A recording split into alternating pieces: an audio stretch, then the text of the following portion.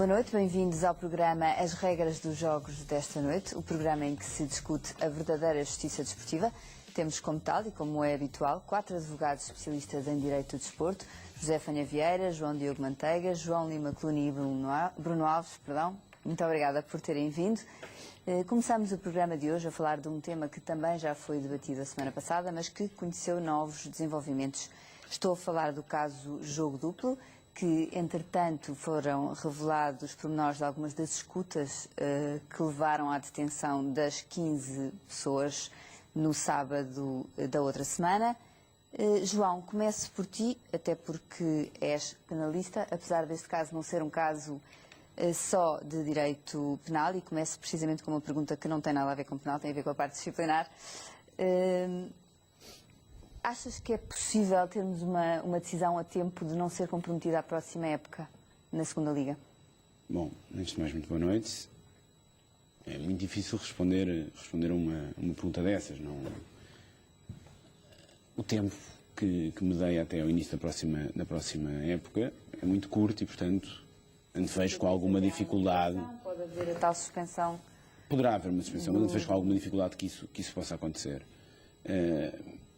É complicado, de facto, são situações que... O processo é complicado. O processo é complicado, a prova que existe é uma prova obtida no âmbito do processo criminal, com as limitações todas decorrentes desse facto, e a investigação... Como é que é aqui a interação comissão... entre quem está responsável pelo processo disciplinar e quem está responsável pelo processo criminal? Como é que se pode haver essa partilha de provas? Uma partilha de provas de cur, como estás a conversar, parece-me que não será possível. Em teoria, o que se poderia esperar era, pelo decurso do processo, e uma vez transitada uma eventual sentença, um acórdão, eventualmente a Comissão de Inquérito, utilizar essa decisão para fundamentar uma eventual acusação no âmbito do processo disciplinar. Agora, isso demoraria... Claro. Anos, o processo criminal, como se sabe, demora algum tempo.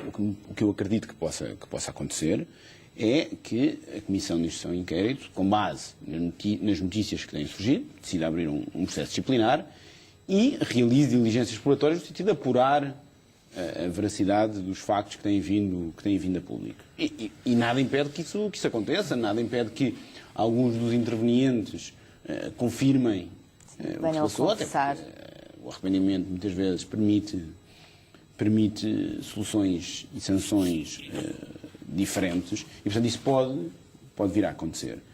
Agora, nós estamos aqui a falar de várias situações, de várias infrações. Estamos a falar do que tem vindo a público de infração disciplinar de corrupção por, entre aspas... Portanto, no fundo, o que está aqui em causa é que, supostamente ou alegadamente, há jogadores que recebiam dinheiro para facilitar a vida aos adversários. Aquilo que veio a público, assim.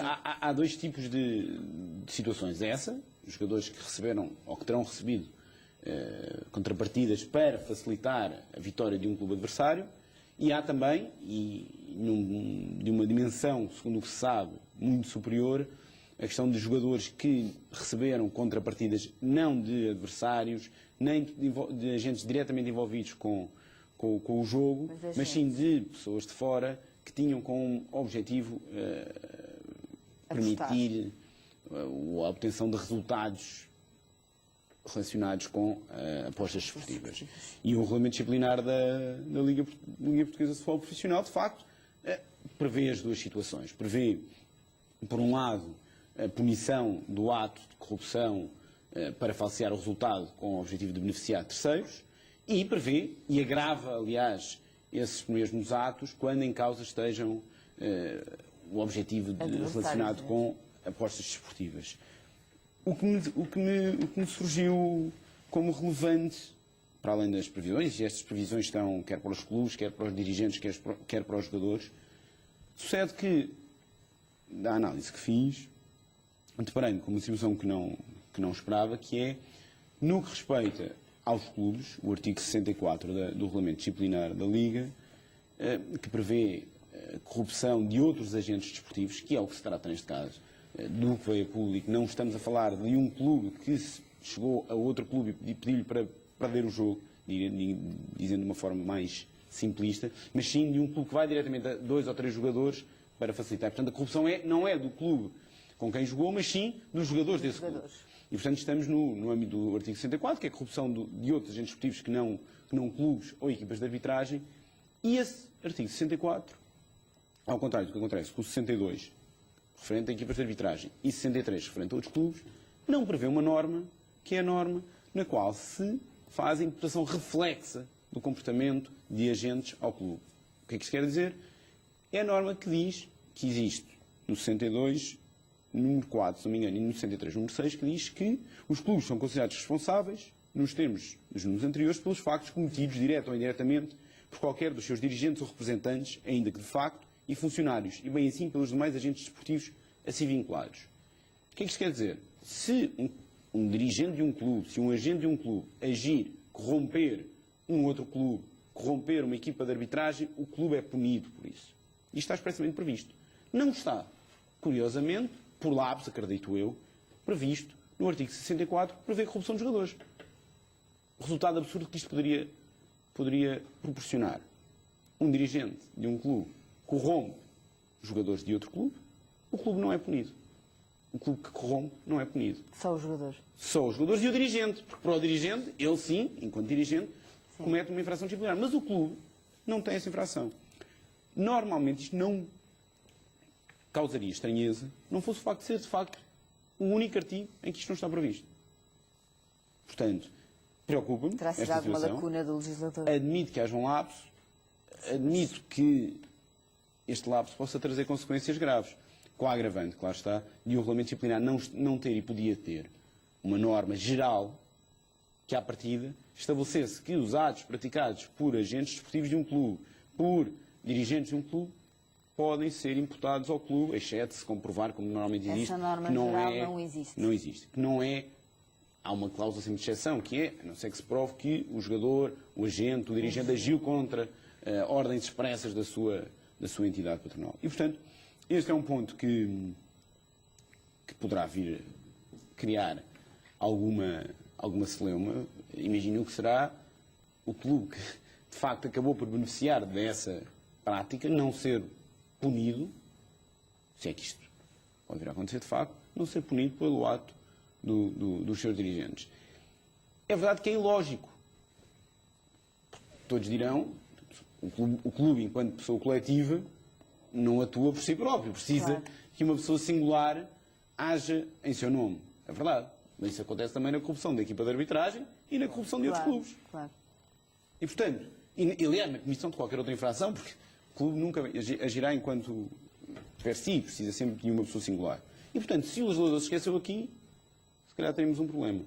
Outra nota que me parece relevante, e também não sei se foi lapso ou não, é que, admitindo-se ainda que o clube pudesse ser punido pelo ato praticado de corrupção de outros jogadores, a sanção que está prevista para esta situação é diferente da sanção que está prevista para a corrupção da equipa de arbitragem ou para a corrupção de outros clubes. Equipara-se a corrupção de outros jogadores à tentativa de corrupção de uma equipa de arbitragem. E, portanto, a sanção que existe para a punição de um clube que corrompe outros jogadores é muito inferior. Não acarreta, desde logo, a descida de divisão. Não consigo perceber. Com os problemas de falta de pagamentos de salários e etc., isto é quase um convite a... Este é o panorama jurídico. Juridicamente agora, é quase vamos ser realistas. Isto acontece por maioria de razão. Vivemos numa situação complicada em que a segunda Liga há clubes que, e não é só na segunda Liga, mas na segunda Liga principalmente há clubes que têm salários entrados. E os jogadores não têm rendimentos suficientes para sobreviver, no fundo. É óbvio que isto não justifica tudo, e não é causa de justificação para a prática de um crime, mas ao permitirmos que isto aconteça, ao permitirmos que clubes continuem a disputar competições profissionais nestas condições, estamos a dar a oportunidade a que situações... Abrir a porta a que estas coisas aconteçam. Nós temos que perceber tão simplesmente isto. Um jogador que receba 1.000 euros, se não receber o seu salário, e se de repente tem por jogo, ofertas, como se diz, e como foi tornado público, 7.500 euros, para facilitar num jogo. Temos que nos pôr um bocadinho também do lado das pessoas que de facto não têm dinheiro para sobreviver, claro. e se lhes é oferecido. Na tua opinião, há fácil duas coisas aqui que são urgentes de resolver, que é a questão dos salários em atraso, não é? Que já falámos aqui várias vezes. É incompreensível. E alterar este artigo que, pelos vistos, não pune adequadamente o que é extraordinário, na minha opinião, este é que tipo de corrupção. Nós sabemos que os regulamentos são aprovados pelos clubes, na Liga, e, portanto, os clubes sabem o que estão a aprovar. Estão a fazer, claro. E atenção, não são revistos por pessoas que não percebam da matéria. Portanto, eu às vezes pergunto-me se não há de facto uma intenção de não punir tão severamente determinados comportamentos. Só isso pode justificar que, independente do eventual lapso que haja quanto à imputação reflexa ao clube dos atos dos seus agentes, só isso pode justificar que a sanção seja inferior. E aí não há um lapso, há uma escolha clara de que a corrupção de jogadores não dá a descida de divisão, o que eu não consigo compreender. Estamos a falar de um ato que é crime. Sim, é tão grave. A prática de um crime destes, como é que não dá aso a uma sanção disciplinar de descida de divisão? Poderá ter, no caso em concreto que se fala, até poderá vir a ter essa consequência, porque se deduzidos determinados pontos, o clube em causa poderá vir a descer de divisão.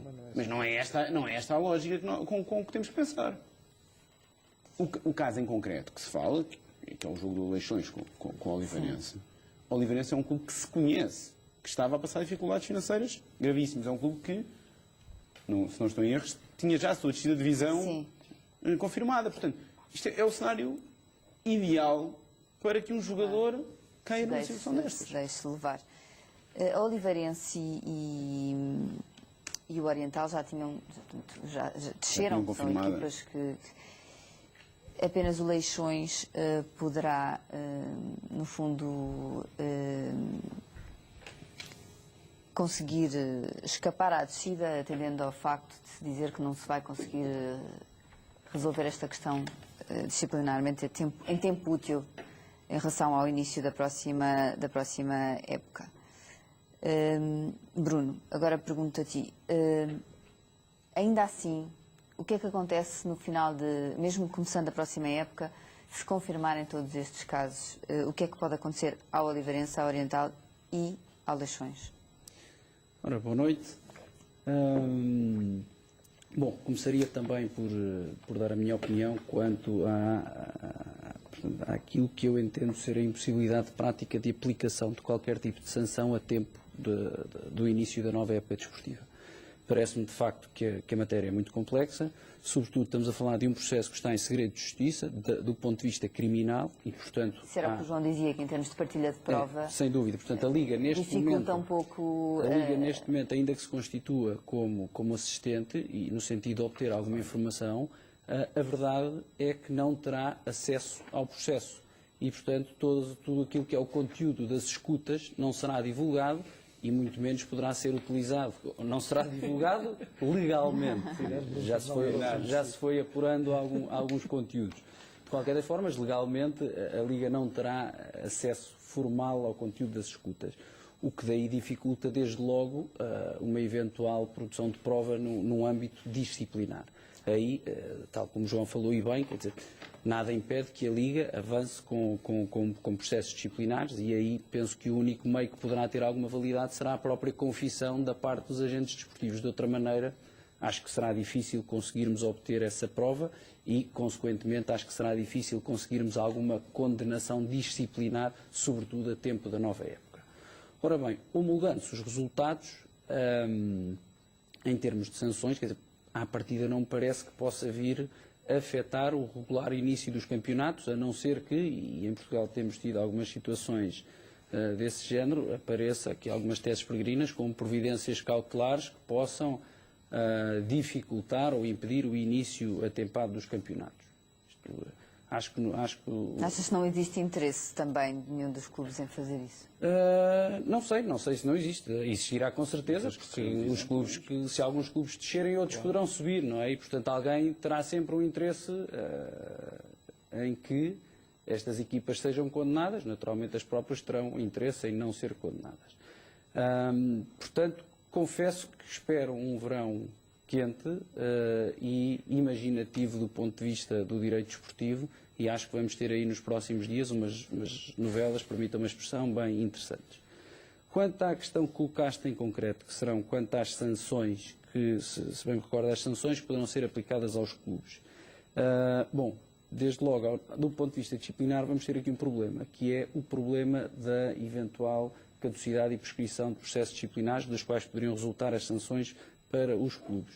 Porque, apesar de termos aqui ilícitos de natureza criminal, que permitem alargar os prazos de prescrição disciplinar, a verdade é que temos aqui um prazo de prescrição, salvo erro, de 3 anos, que me parece difícil de conseguir uma decisão final do ponto de vista penal num período mais curto de tempo. O que é que eu quero dizer com isto?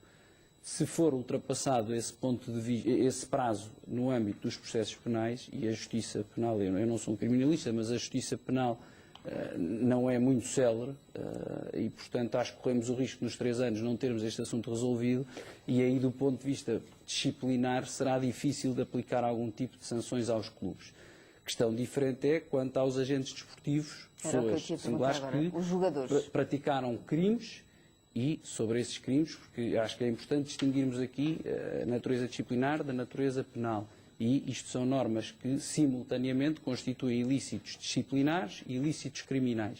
E, se do ponto de vista disciplinar poderá haver aqui uma prescrição, bom, do ponto de vista criminal, essa prescrição já será bem mais difícil de atingir e, portanto, eu acho que os jogadores, comprovando-se a prática destes ilícitos, não ficarão a salvo da aplicação das sanções previstas na Lei 50/2007, que já teve agora aqui também pode agir contra os jogadores? O clube poderá. Aliás, se tivermos aqui uma... Claro que sim, se tivermos aqui, para já, vamos ter aqui uma dificuldade, que é os jogadores, se não ficarem suspensos preventivamente da sua atividade, portanto, aí à partida acho que o clube dificilmente poderá no imediato tomar alguma sanção, porque é certo é que o jogador poderá continuar a exercer a sua atividade profissional. Portanto, o clube, enquanto entidade empregadora, não vejo aqui que possibilidade terá de suspender esse jogador ou de fazer cessar o seu contrato. Só com base numa especulação, porque o clube também não terá nenhuma prova contra esse jogador e, portanto, terá que presumir a sua inocência. Portanto, acho que dificilmente, se o jogador não for suspenso, e não será... Mas poderá não contar com os jogadores, nem que seja por uma questão de não ter tido as performances desportivas que... Claro, mas estes jogadores, se tiverem contratos em vigor para o próximo ano, aí vamos ter um problema, porque os contratos estarão em vigor e, portanto, se os clubes quiserem fazer cessar esses contratos, terão que encontrar aqui uma solução legal para o fazer, não é por simplesmente entenderem que... Bom, se fosse advogado de um desses clubes, não sei se és ou não, o que é que aconselharias o clube a fazer relativamente a esses jogadores? Porque não me parece muito razoável que um clube continue a contar não, atenção, no seu plantel com jogadores complexa, que alegadamente prejudicaram a equipa, claro, propositadamente. É uma questão muito complexa e da parte do clube também há sempre a possibilidade de intentar um processo de inquérito ou subsequente processo disciplinar para tentar o clube, pelos meios que tem à sua disposição, que naturalmente são meios reduzidos, aqui também poderá fazer-se decorrer das provas de testemunhal e pouco mais, e a nível de confissão. Mas, quer dizer, o clube pode avançar com o processo disciplinar, tentando ser mais concreto, na tentativa de conseguir provar algum comportamento ilícito desse jogador. Neste caso, se ficasse provado que esse jogador contribuiu para que o clube perdesse um jogo e fosse sancionado, e naturalmente que havia motivos para um despedimento. Agora, eu acho que essa prova é difícil. A situação é tão complexa que agora, quando foram as diligências feitas na última jornada do campeonato, houve o cuidado das autoridades em notar as equipas que fizeram as detenções de vários agentes de autoridade, porque havia receio que os próprios colegas de equipa agissem perante as pessoas que estavam a ser detidas. Naturalmente que sim. Isso vai criar um problema complexo. Do ponto de vista material, do ponto de vista material, eu percebo que com esta suspeição em cima não estejam reunidas condições para esses jogadores permanecerem ao serviço da entidade patronal. Agora, do ponto de vista formal, temos aqui uma dificuldade, que é até que ponto o clube, sem provas concretas, poderá conseguir levar a bom termo um processo disciplinar justificando um eventual despedimento. E eu aí acho difícil e acredito que na prática o que vai acontecer, até porque os próprios jogadores também não terão grande interesse em continuar ao serviço desses clubes, porque não estarão reunidos nem no balneário, nem pelos adeptos, nem com a relação com os demais agentes do clube, acredito que os próprios jogadores facilitem a sua saída do clube alcançando aqui um acordo, se calhar até pedindo eles próprios para saírem pelo seu próprio pé. Resultando provado que efetivamente o jogador prejudicou propositadamente o clube para onde jogava, o clube pode ir pedir responsabilidades para além da questão disciplinar e... Pode, naturalmente que sim, pode ir apurar aí, pode apurar os prejuízos que teve, os prejuízos que essa situação lhe causou e, naturalmente, intentar uma ação de indemnização desses prejuízos.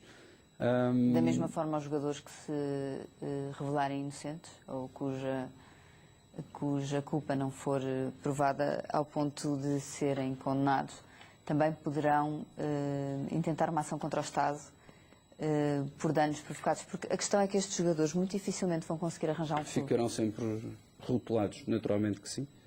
Portanto, naturalmente que sim, e aí não deixará de ser, se realmente este processo chegar ao seu termo e não for deduzida qualquer acusação, ou não for julgada, provada a prática de qualquer ilícito, aí naturalmente qualquer cidadão que é sujeito a um processo criminal que acaba por não...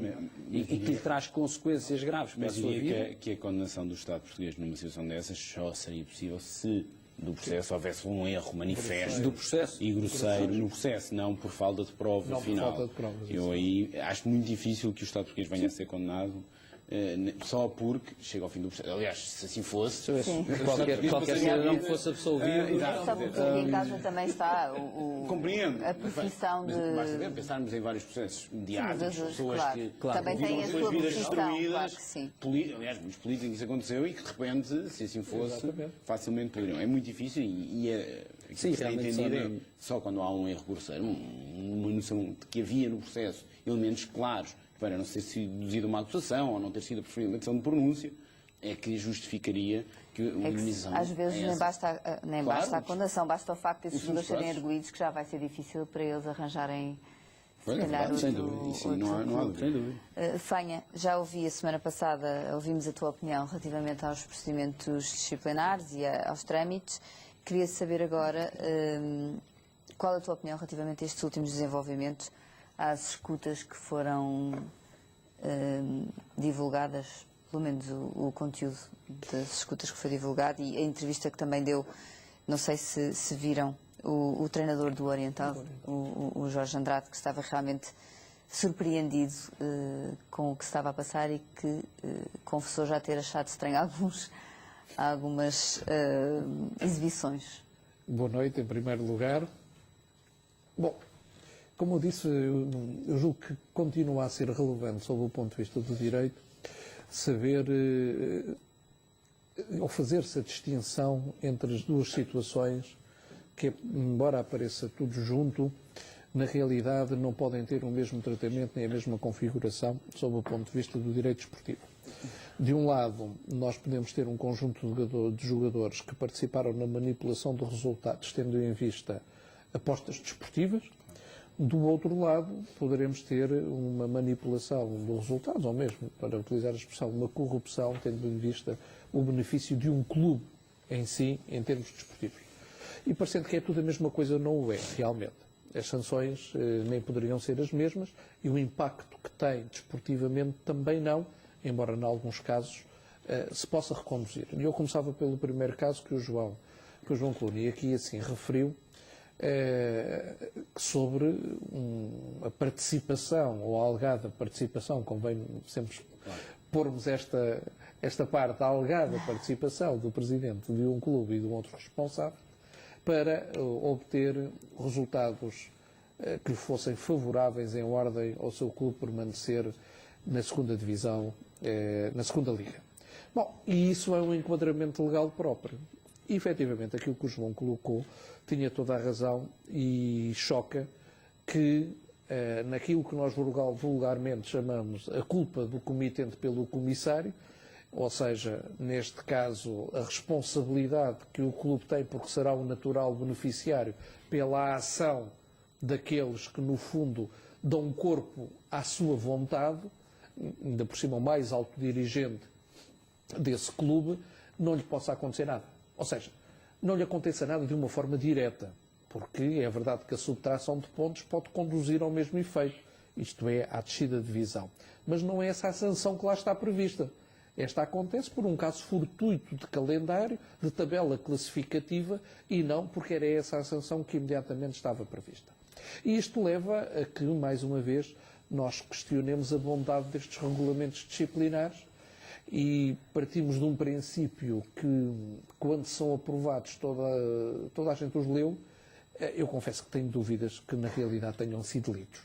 Muito sinceramente, porque quando passa um, passa outro, bom, pode ter sido um lapso ali, mas ciclicamente nós, conforme vamos lendo os diplomas, vamos detectando que aquilo é uma casa com muitos alçapões. E provavelmente alguns saberão onde é que está o alçapão, uns conseguem contornar, outros não sabem e caem lá. O futebol português foi muito fértil nisto durante anos a fio. Os regulamentos eram feitos e construídos e nós sabíamos que havia uns que dominavam melhor esses regulamentos e a forma de os ultrapassar do que outros. Outros não sabiam e caíam no alçapão mesmo.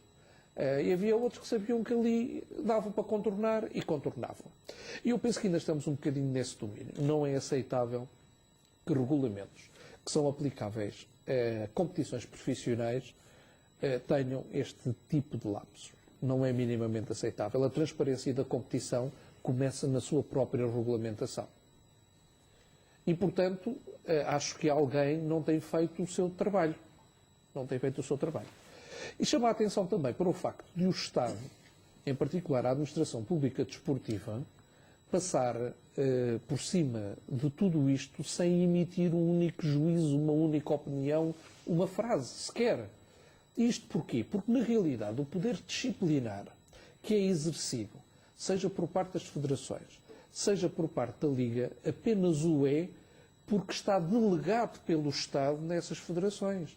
Portanto, em última análise, é o próprio Estado a quem compete dizer alguma coisa sobre o assunto.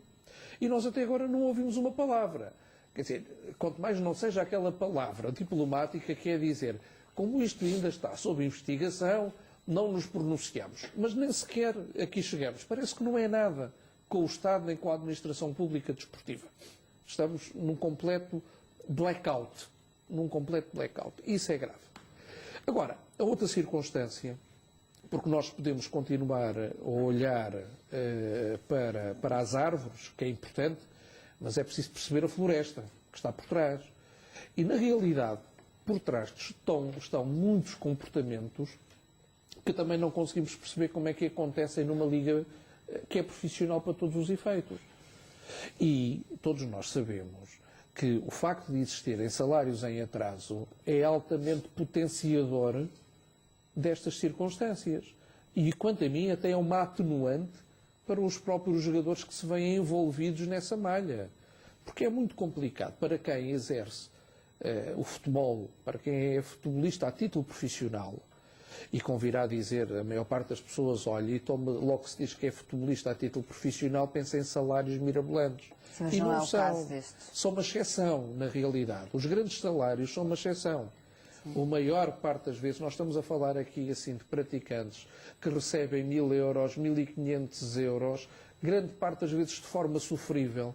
Muitas vezes recebem uma parte até metade da época, geralmente depois de passarmos o mês de janeiro, e a seguir já não recebem mais, porque depois está-se a aproximar o final da época, não vale a pena rescindir com justa causa, porque não é isso que lhes vai adiantar nada à sua vida. E as pessoas a seguir também não querem, porque sabem se causar problemas àquele clube, pois provavelmente não são contratados por outro. Aliás, o presidente do sindicato, falávamos isso em off, Joaquim Evangelista, tem chamado a atenção para esta chaga. Mas tem sido uma luta muito grande da parte do sindicato e também dos jogadores, mas não... a pregar. Mas não tem sido bem sucedido. Mas onde é que está a Liga e onde é que estão os mecanismos de fiscalização para Porque a fiscalização não é no início da época. A fiscalização tem que ser feita durante a época toda. Mensalmente. Tem que ser feita perante a época toda.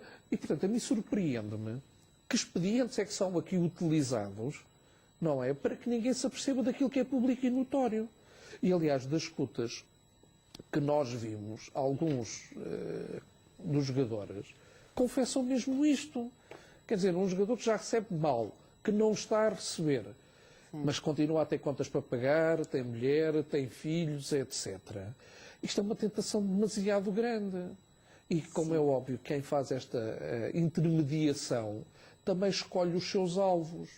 Sabe muito bem aonde se dirigir, quem são aqueles que são mais permeáveis. Eu até acho que os jogadores, obviamente, cometem atos que são censuráveis, mas não podemos deixar de olhar para eles também como vítimas deste próprio sistema.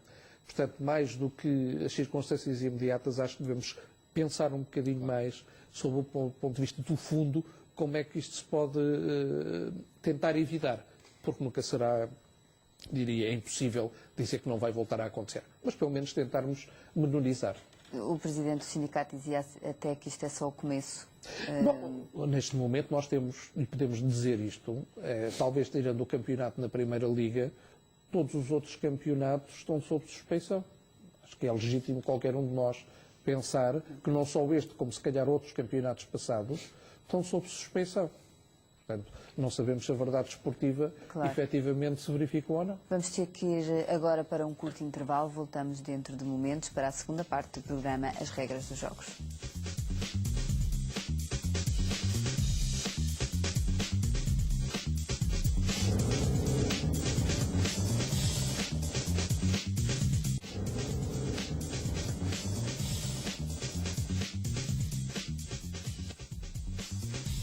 Boa noite, estamos de regresso para a segunda parte do programa As Regras dos Jogos. Já apresentei os meus convidados no início da primeira parte, são todos advogados especialistas em Direito do Desporto.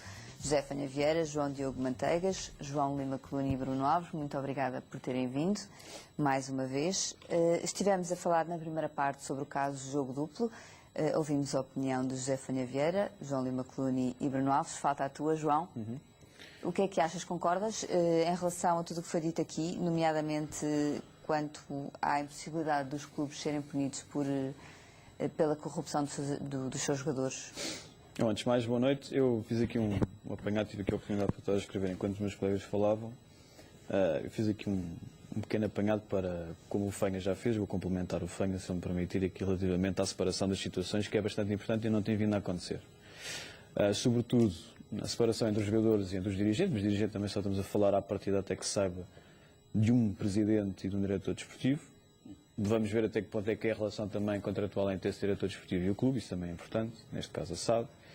E, portanto, começando um pouco por aí, nós no anterior programa também acabámos de não falar na gravidade destas sanções, ou seja, relativamente aos jogadores, e aqui os jogadores estamos a falar de dois casos, como o Fanha já disse bem, a questão das apostas, receber dinheiro para viciar um jogo relativamente às apostas, e depois o caso do Oliveirense, em que os jogadores recebem dinheiro para influenciar aquele resultado esportivo relativamente à tabela classificativa. A gravidade aqui da situação passa um pouco naquela lei que nós já falámos, que é a 50/2007, relativamente à pena de prisão. Nós estamos aqui a falar de uma coisa extremamente grave e é decorrente desta lei que o processo penal, nada relacionado com o desporto, está a decorrer. E, portanto, o processo penal está a decorrer, mesmo que a federação, tenho dúvidas que seja a Liga, mesmo que a federação tenha constituído existente, tem aqui um problema que tem a ver com a celeridade do processo. Portanto, vai demorar. Logo à partida, cria também aqui um problema porque aquilo que o Bruno já falou relativamente aos jogadores tem a ver com a estabilidade contratual, saber até que ponto é que as entidades empregadoras, neste caso os clubes e as SADs, têm legitimidade para suspender aquele contrato, ou pelo menos para abrir um processo disciplinar de inquérito, não é? De inquérito, não será de inquérito, um processo disciplinar para averiguar esta situação, mas está tudo dependente do processo penal. Esta é que é aqui a grande situação. Relativamente aos dirigentes, o caso Já tivemos alguns processos em que o processo disciplinar caminhou separadamente Já lá iremos. Aqui a em questão relação ao processo criminal. por isso- Não foram sempre casos bem-sucedidos. Lá está. Mas A houve questão casos. tem a ver exatamente com isso. Se é um caso bem-sucedido ou se não é um caso bem-sucedido. E não acredito que a Federação queira arriscar uma sanção disciplinar relativamente a isto. Digo eu. É a minha sensação. Relativamente ao caso dos dirigentes, do dirigente neste caso, e do diretor desportivo de eleições, a questão não é assim tão simples, acho eu, como se tem vindo a debater, não aqui neste programa, obviamente, mas até um pouco fora. E até depois das declarações do próprio Presidente de Eleições, da pessoa envolvida, relativamente à situação. O regulamento disciplinar, não vou falar agora, obviamente, da 50/2007, que isso também é a pena de prisão, logo se vê se o processo penal leva àquilo ou não. A questão aqui tem a ver, se aquele artigo que nós estamos aqui a debater, e que é o único que se encaixa, que tem a ver com a corrupção,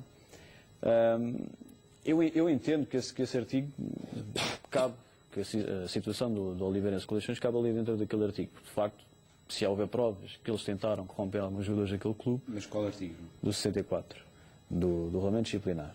A questão aqui eu acho que vai um pouco mais além, ou seja, é óbvio que o número 6 desse artigo refere que os atos praticados pelo Presidente, diretores, etc., dirigentes, e releva até a questão dos funcionários e agentes esportivos, saber se aquilo também não engloba, e nós temos um conceito de disciplina, tivemos até agora um conceito de disciplina bastante criativo, saber se engloba ou não os jogadores.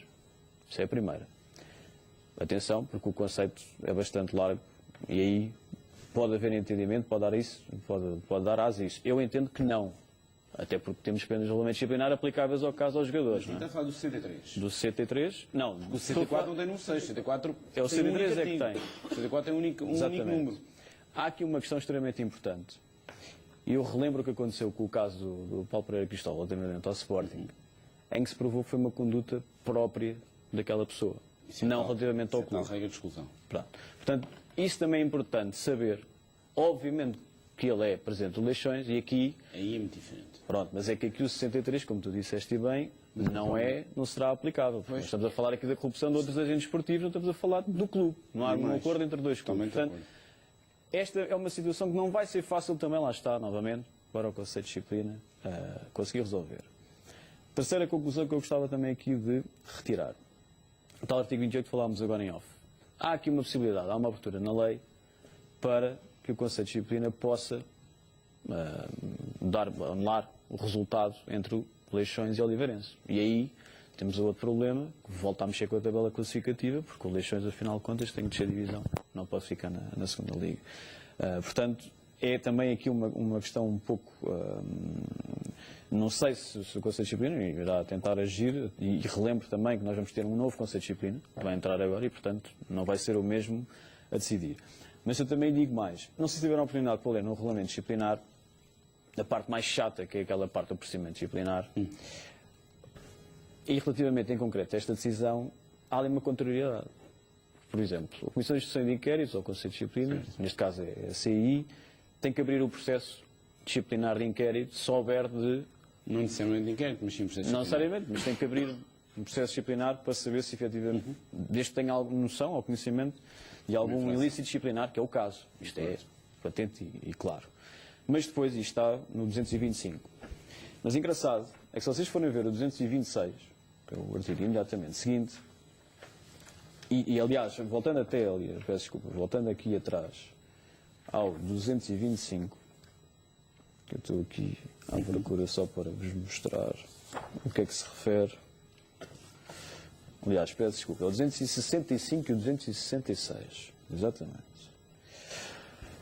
O que é que refere? Ou seja, eu fico de facto aqui um pouco na dúvida, porque eles têm noção nesta altura, tanto a Federação Portuguesa de Futebol, por parte do Conselho de Disciplina, como a Comissão de Instrução de Inquéritos, que existem indícios de uma prática de infração disciplinar. E logo por aí tem obrigatoriedade de instaurar o competente processo de inquérito. Mas depois, se vocês forem ler o 225 do regulamento disciplinar, refere no número 2 que o conhecimento pela CI de decisão judicial condenatória transitada em julgado, lá está aquela questão que nós temos ainda a falar, obriga à instauração do procedimento disciplinar. O problema está aqui.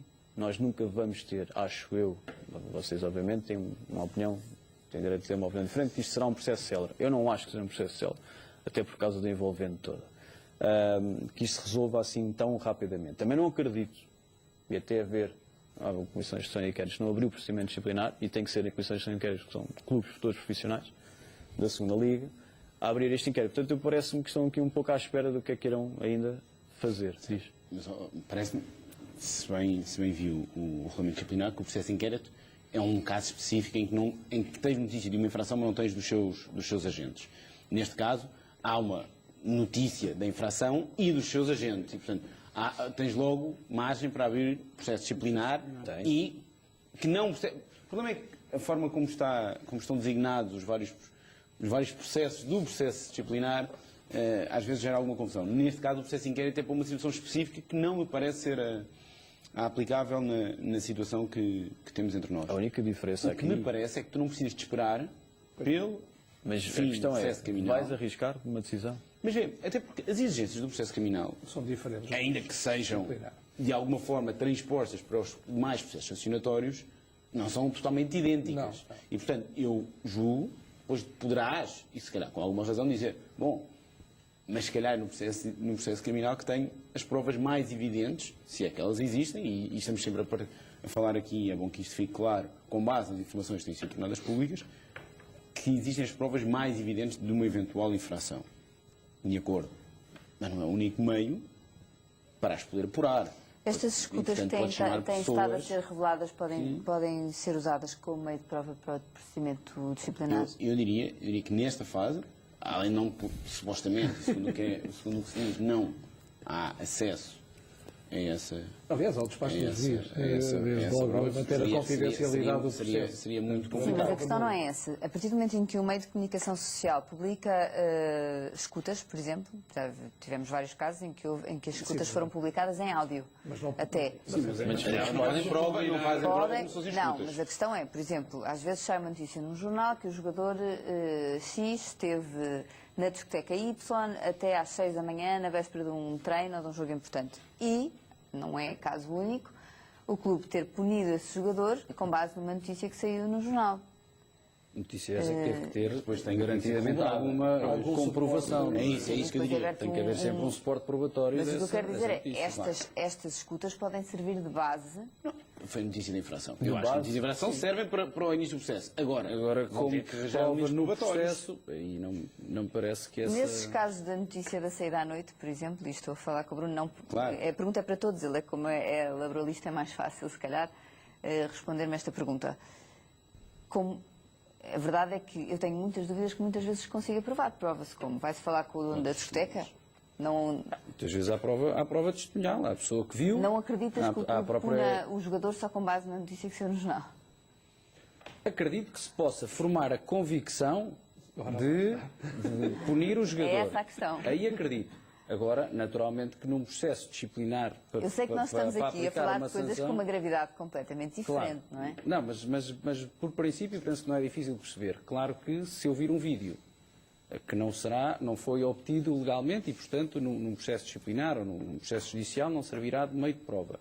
Agora, se eu vir o jogador a praticar, eu, instrutor do processo, a minha convicção estará naturalmente formada. Quer dizer, eu sei, falávamos isto há pouco em off, eu sei que ele praticou este ilícito. Questão diferente é se eu terei base... Não pode usar esse meio de prova para punir o se for, por jogador. exemplo, um vídeo de um telemóvel? Se for uma escuta notícia telefónica no jornal, em áudio. garantido. Em áudio. Se for uma escuta telefónica em áudio.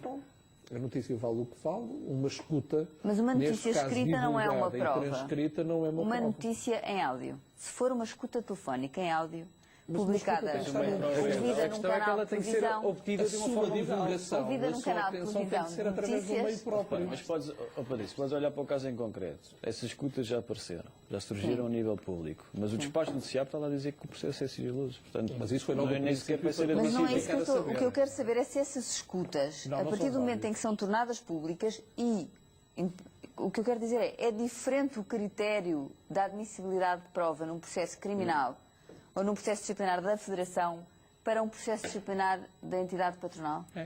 Nesta parte, Portanto, as garantias têm que ser as mesmas.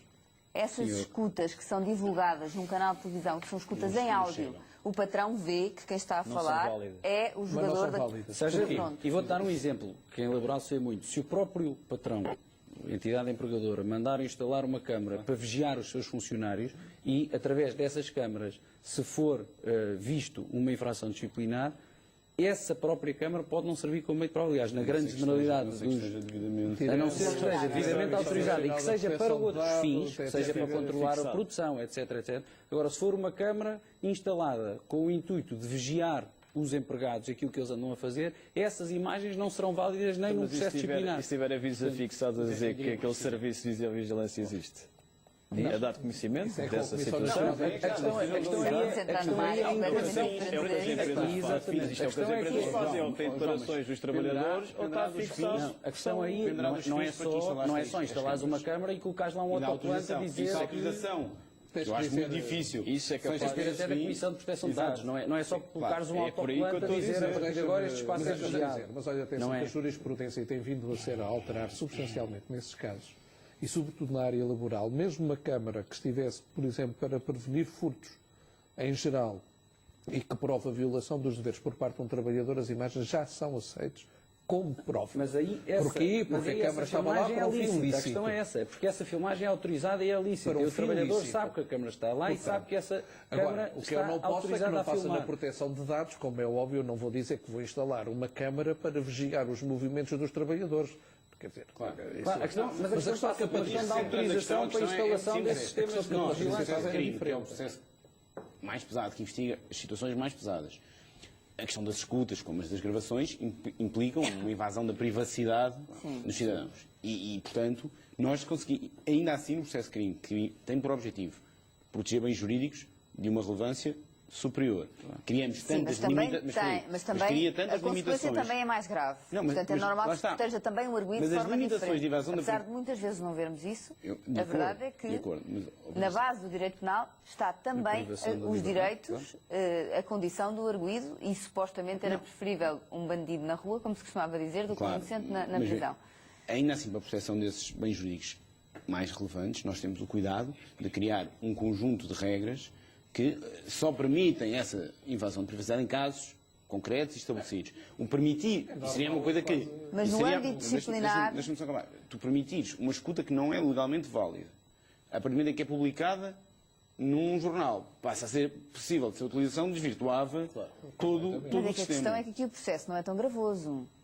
É um processo diferente. Certo, mas virtuava... Não podes exigir a uma entidade patronal que tenha nas suas...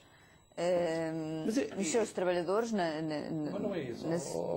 a trabalhar para a sua empresa, uma pessoa que sabe que efetivamente roubou, prejudicou, mas sentando no caso do jogador, o processo disciplinar não deixa de ser um processo sancionatório. E sendo um processo sancionatório, tem um conjunto fundamental de garantias do arguido que tem que ser respeitado. E neste caso, em concreto, não obstante a transcrição, que até podiam estar todas as escutas publicadas, não são um elemento de prova válido. Porquê? Porque eles só poderiam ser carregados para o processo através de um meio legítimo. E através de um jornal ainda não é um meio legítimo. Poderá ser um dia, mas ainda não é. Na realidade, há jornais que são especialistas nesta produção de prova. Alguns até parecem que são praticamente os grandes auxiliares da justiça neste ponto, mas ainda não serve de prova. Agora, isto levanta-nos sob o ponto de vista do direito, é assim. Sob o ponto de vista prático, a seguir, se nós quisermos transportar isto para a realidade destes clubes, vai ser muito complicado. Estes jogadores, não vamos ter dúvidas nenhumas, nenhum deles terá a menor capacidade para continuar no plantel daquela equipa. E de outra equipa? Nem de outra. Nem de outra. Reparem, a partir do momento em que isto saiu, por isso é que eu recordo-vos que já houve circunstâncias semelhantes a estas noutros países e em 30 dias estes processos estavam concluídos com clubes sancionados com descida de divisão, dirigentes Estamos a falar de Itália, concretamente. Exatamente. Em Portugal, 30 dias deu tempo a publicar meia dúzia de escutas. E não foi um clube qualquer de divisão. E não foi um clube qualquer. Portanto, não vamos ter essa sorte. Os que não desceram foram punidos com perdas de pontos. Agora, há uma questão que me parece relevante aqui. é que, na realidade, quanto Era a mim, impossível acontecer em Portugal o uma decisão processo como a italiana? o processo disciplinar não tem que aguardar pelo processo crítico. Mas nós estamos mas todos isso de nós acordo. sabemos Não que não tem. tem. A questão é como é que se prova, por isso é que eu estou aqui um pouco a fazer de advogada do diabo. Não é não só é? como é que a pessoa se Quanto mais não prova, seja é qual é que é O fim último do processo? Não, qual é que é aqui a certeza que a Federação tem em sancionar este Mas espera, desculpa. Não, o facto de eventualmente ocorrer uma absolvição a nível criminal não significa que uma condenação a nível disciplinar esteja errada. Não, são completamente independentes uma da outra. Mas Eu não vejo. Tens 2 anos para ver como é que isto corre também, mais ou menos, não é? Até diria que tens mais, acho que tens 5 anos, porque eu acho que a prescrição do processo disciplinar, quando está em causa também a prática de um crime, Corresponde há uma a superior. sim. Não corresponde, fizeram um misto que foi, aumentaram para 5 anos o prazo de prescrição. Mas, assim, Sim, vamos ver uma que coisa. aquele artigo Não que eu te tem falei qualquer, refere aos 2 anos. diria eu que não tem qualquer justificação Tem que a Justiça qualquer Desportiva aguarde 5 anos para agir. Para ver, para Se agir. isso acontecer, o que é que me interessa daqui a 5 anos estar a Mas punir também não estou a um ver. clube que este ano Provavelmente já não- poderá ter mas feito repara numa algo coisa. errado? Mesmo os jogadores ficam Mas com a daí- vida deles mas, em mas suspenso, daí a sem saber separação- se são daí culpados. a separação das Ainda situações. que sejam, vão Eu- ficar sempre. Está bem, mas aí a separação que- das situações. Tu tens os jogadores e tu com os jogadores conseguirás lidar com essa situação. Mas tens o caso mais grave e que pode implicar, que é o de Leixões. Mas aí o 28 resolve a situação. Eles podem anular aquele, podem modificar um Pode resultado. anular depois de teres uma condenação. Mas lá está. Mas deviam-se centrar pelo menos nessa. Mas ainda nem E os jogadores até podiam... Que tu tivesses notícia, nem Vais ter sequer. também, não é? Quer dizer, Sim, mas lá está. Tanto pode um Não como tiveste o pode. processo Podes como não disciplinar podes. sequer aberto e o prazo de homologação continua a correr. Mas mesmo porque que isso é abras o processo aos inexorável. namorados, tu tens Portanto, esse parece-me hábito da complicado. disciplina. Parece-me complicado que haja qualquer sanção desportiva com efeito útil neste momento. Mas há aqui uma situação, eu não sei E se se a vocês... decisão sair no final da próxima época, por exemplo, e o Leixões tivesse subido de divisão para a primeira? Há um clube que está lesado Boa Vista. e irá Vai para acontecer tribunal uma e irá situação tentar como a do ser Boa Vista. ressarcido. Boa Vista. E, portanto, daqui a 15 anos, sensivelmente, Não teremos sei se uma... vocês tiveram a uma oportunidade de condenação, ler uma a... indenização. Embora haja um precedente, anos. sobre a forma como estas situações são resolvidas. Sim, Pode a questão do atalhar Boa aqui Vista foi... A questão do Boa Vista há um precedente. Pode atalhar um caminho. Quer mas se uma queira, coisa- quer não. Com certeza, Porque sim. se há alguém que está a demandar as entidades por ter sido prejudicado desportivamente e a forma que se encontrou de ultrapassar essa parte foi através da sua inclusão imediata, não é? Passar pela casa partida e logo e receber os 2 contos do monopólio, essa solução pode ser suscitada por qualquer outro clube. Desde que tenha uma decisão do Tribunal Desde que Judicial. tenha uma decisão transitada em do Tribunal julgado. Judicial a anular a descida da divisão. Claro. Está bem? Nem é que está. Não vais arranjar. É de outra natureza. Sabemos bem a razão pela qual isso aconteceu. A questão é de outra natureza. Não Não tem é tanto a exatamente ver. a mesma- Não teve muito pouco a ver com a matéria, teve a ver muito mais com a forma. Claro, com verdade, certeza. teve a ver Mas aqui assim. exclusivamente com a forma. Mas Teve só aqui a ver com a teremos forma, não sempre. tem nada a ver com a matéria. Mas aqui teremos sempre São casos alguém que a há, dizer se que, experimos, sob o não- ponto de vista não se voltam desportivo, a foi repetir, prejudicado. E, portanto, deveria ter mantido naquela divisão. Mas aí, se calhar, vais para uma questão exclusivamente indemnizatória. Eu aí já vejo com muito mais dificuldade E só essa, estou a dizer essa que há um possível precedente aberto reintegração. para outra, há um precedente aberto criativo É, mas como o para João outras disse formas bem, de ultrapassar o problema. aí foi um É só precedente, isso. foi de outra natureza, portanto não será propriamente um Não precedente. estou As a dizer condições se de é Boa bom Vista ou não mau. são fáceis de repetir, efetivamente. Eu não sei se vocês já tiveram a oportunidade para pensar um bocadinho mais nisto. Há um tempo atrás nós até falámos aqui neste programa, há mais de um ano, sobre o Federbet, do relatório que apresentou no Parlamento Europeu. E, bem, em 2014 já apontava Portugal, a segunda liga, como uma das ligas mais corrompidas a nível da Europa e que ninguém acreditava. E já na altura eu lembro perfeitamente disto, depois justificava não, que supostamente o procedimento é em ligas menos corruptas, os prémios aos jogadores que corrompiam são mais elevados e as ligas que são mais corruptas, os prémios são mais baixos. Quem olha para os valores que supostamente estão aqui em causa, os valores são baixos e, portanto, daí que, quando o secretário-geral da Federbet foi entrevistado relativamente à Liga Portuguesa, ter dito, sem qualquer tipo de problema, que a segunda Liga Portuguesa era das mais corrompidas. E até houve aquela situação naquela altura da compra da SAD do Atlético, daqui de Lisboa, por um grupo chinês, o que também nos leva a pensar, não querendo obviamente aqui criar qualquer tipo de implicação, nem pouco mais ou menos, mas eu recordo que recentemente a Liga Portuguesa de Futebol celebrou um acordo com uma empresa privada chinesa. Tudo isto, obviamente, não estou a dizer que são todos iguais, não é? Não estou, claro. obviamente, mas isto tudo leva a pensar e, portanto, isto pode até implicar acordos e parcerias publicitárias, como tudo mais. Eu não sei se não seria uma boa aposta, e ninguém fala absolutamente nada sobre isto, que era simplesmente acabar com as apostas a nível de determinadas competições. Os países são mais corruptos. As ligas. Não se permite... Não, estou a falar em canais oficiais. Como estão as apostas online, acabavam... Não, os sites acabavam. E do Max Fixing, temos falado disso desde o início do programa. Já falámos várias vezes sobre isso. Mas sabes que isto é curioso. Factos muito interessantes sobre... Mas isto é uma coisa extremamente curiosa. Porquê que isto nunca é apontado como uma solução? Porque não se acaba. Os sites continuam a ter... Mas como não consegues? Durante muitos anos, tu não tinhas a questão legalizada e tinhas apostas. Como é que tu consegues impedir? Por muito que haja leis, a questão é prática, não é legalmente. Legalmente consegues. Legalmente consegues, mas na prática é muito difícil. Há apostas sobre jogos, nós não sabemos. Há apostas sobre jogos das camadas infantis. Há apostas sobre jogos nos regionais, no distrital. Havia apostas têm um âmbito muito abrangente. Patrícia, há apostas sobre quem é a primeira equipa a sair, quem escolhe a baliza. Sem dúvida. Havia um caso onde as apostas eram sobre uma equipa de crianças até aos 6 anos, da Dinamarca. Quer dizer, era uma coisa assim e tal. E havia apostas em concreto sobre os jogos dos miúdos nesse torneio, enfim.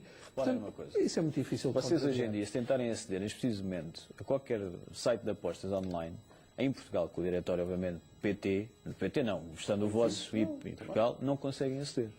Está em suspenso.